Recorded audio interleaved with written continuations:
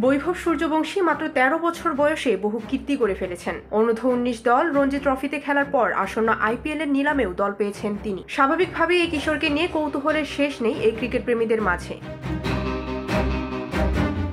৩০ লাখ রুপির ভিত্তিমূল্যে সূর্যবংশীকে ১,১০ লাখ রুপিতে কিনেছে রাজস্থান রয়্যালস। এই ক্রিকেটারের পছন্দের ক্রিকেটার কে, কাকে আদর্শ হিসেবে মেনে বড় হয়েছেন সূর্যবংশী, এসব প্রশ্ন নিয়ে যখন কৌতূহল, তখন সূর্যবংশী নিজেই জানিয়েছেন তার আদর্শের নাম। সম্প্রতি সনি স্পোর্টসে দেওয়া এক সাক্ষাৎকারে ভারতের হয়ে অনূর্ধ্ব-১৯ এশিয়া কাপ খেলা বৈভবকে প্রশ্ন করা হয়েছিল তার আদর্শের ক্রিকেটারকে।